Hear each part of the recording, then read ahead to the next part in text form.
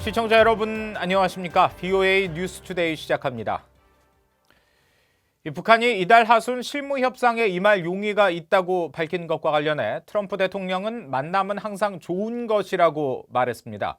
북한의 제안 이후 국무부는 아직 발표할 일정이 없다고 밝혔는데요. 첫 소식 조상진 기자가 준비했습니다. 도널드 트럼프 대통령이 미국과 9월 하순경 실무협상을 할 용의가 있다는 북한의 담화에 대해 긍정적인 반응을 나타냈습니다. 트럼프 대통령은 9일 백악관에서 김정은 위원장에게 실망했느냐는 취재진의 질문에 북한이 만남을 갖자고 한 보도를 조금 전 봤다면서 김정은 위원장과 매우 좋은 관계를 맺고 있다고 말했습니다. 또 무슨 일이 일어날지 지켜볼 것이라며 만남은 항상 좋은 것이라고 강조했습니다.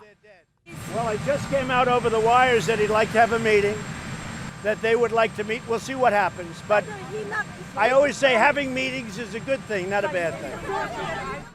앞서 최선희 북한 외무성 제1부상은 이날 담화를 통해 9월 하순경 합의되는 시간과 장소에서 미국 측과 마주 앉아 지금까지 논의해온 문제들을 포괄적으로 논의할 용의가 있다고 밝혔습니다. 또 미국에 북한이 받아들일 수 있는 새로운 대안을 들고 나올 것을 요구했습니다.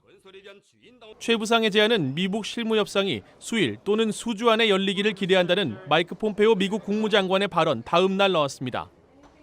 폼페오 장관은 전날 미 ABC 방송 디스위크에 출연해 북한이 협상에 응하지 않거나 합의에 반하는 미사일 시험을 하면 트럼프 대통령이 크게 실망할 것이라고 말했습니다. We have to make sure that Chairman Kim honors the commitments that he made to President Trump. You know, I think President Trump would be very disappointed if Chairman Kim doesn't return to the negotiating table or conducts missile tests that are inconsistent with the agreements that they made when the two of them were together these three times.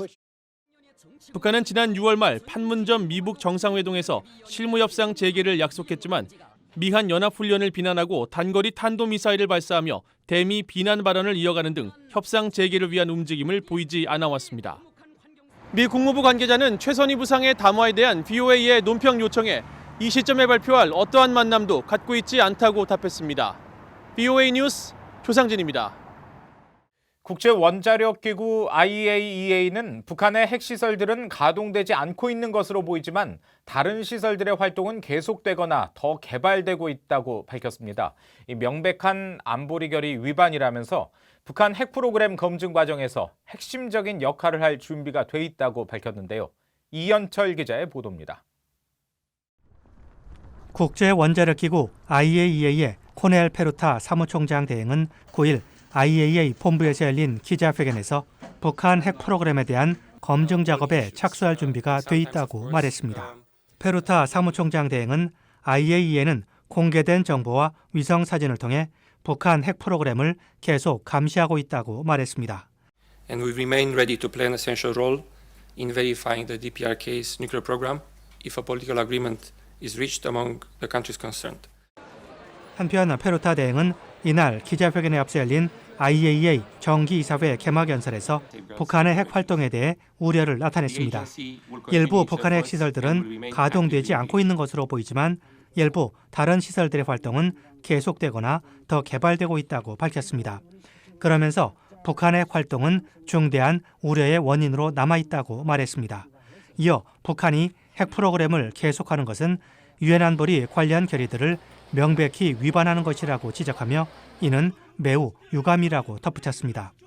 페루타 대행은 북한의 유엔 안보리 관련 결의들에 따른 의무를 전면적으로 준수하라고 촉구했습니다. 아울러 IAEA와 즉각 협력해 모든 현안들을 해결하라고 북한에 촉구했습니다. 북한은 2009년 4월에 북핵 감시를 위해 북한에 머물던 국제원자력기구 IAEA 사찰단을 추방했고 이후 IAEA는 북한 핵시설에 직접 접근하지 못하고 있습니다. VOA 뉴스 이현철입니다. 미 의회 산하에 북한 등 적대국의 악성 행위 대응에 초점을 맞춘 독립위원회를 설립하는 내용의 법안이 미 하원에 발의됐습니다. 위원회는 1년간 해외 정부가 지원하는 악성 행위를 평가 분석하고 행정부의 대응 방안을 권고하도록 했습니다. 엘리엇 엥겔 하원 외교위원장이 지난달 27일 발의한 부처 간 공조와 지도력을 통한 러시아 영향 대응 법안은 국무부와 국방부 등 행정부처들이 협력해 러시아의 악성 행위에 관한 구체적인 대응 방안을 마련하도록 하는 내용이 담겼습니다. 크리티컬 액트로 불리는 이 법안에는 러시아는 물론 북한과 중국, 이란 정부의 악성 행위에 관한 대응을 전담하는 위원회를 설립하도록 하는 조항이 포함됐습니다. 중국 당국이 최근 국내 대중교통 이용자의 신분증 검사를 대폭 강화하면서 탈북민들의 동남아시아행 탈출 경로가 큰 타격을 받은 것으로 알려졌습니다. 공안이 전자기기를 통해 일일이 신분증을 확인하면서 지난 2달 동안 200~300여 명이 체포됐다는 제보도 있었습니다. 김영권 기자가 취재했습니다. 중국 공안이 버스에 올라 승객들의 신분증을 태블릿 등으로 일일이 확인합니다. 중국에서 탈북민들의 한국행을 지원하는 4곳의 단체 관계자들은 2달 전부터 대중교통을 이용하는 중국 공안 당국의 검문 검색이 이렇게 강화되면서 탈북 경로가 크게 위축되고 있다고 밝혔습니다. 과거에는 이제 그냥 대충 올라와서 한두 명 검사하기도 하고 어쩌다 한 번씩 한 거지 지금같이 이렇게 한 사람 한 사람 공안들이 올라와서 전부 다 그 신분증을 대조하고 과거엔 탈북민들이 가짜 신분증을 이용해 동남아시아 국가 접경까지 이동했지만 공안 당국이 전자기기로 IC 칩이 담긴 신분증을 일일이 확인하면서 탈출이 어려워졌다는 겁니다. 김 목사와 또 다른 단체 관계자는 지난 2달 동안 이런 검문 검색의 강화로 탈북민 200~300명이 체포돼 구금됐다고 말했습니다. 우리 관lep승객에 관여된 사람들이 한 달에 못해도 한 30~40명은 동남아로 탈출을 시켰거든요. 근데 지난 2달 동안 5명밖에 못했어요.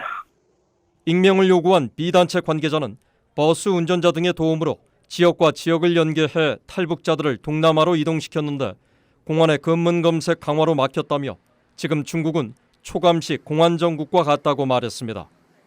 UN 관계자도 지난 6월 중국의 탈북민 단속 강화에 우려를 나타냈었습니다. Information suggests that China may have recently strengthened the search for North Korean escapees in collaboration with the government of North Korea. 탈북 단체 관계자들은 그러나 중국의 최근 대중교통 검문 검색의 강화는 지난 6월의 북중 정상회담 합의, 홍콩 민주화 사태 파장 차단, 다음 달 신중국 수립 70주년을 맞아 내부 단속을 강화하는 복합적인 의도로 풀이했습니다.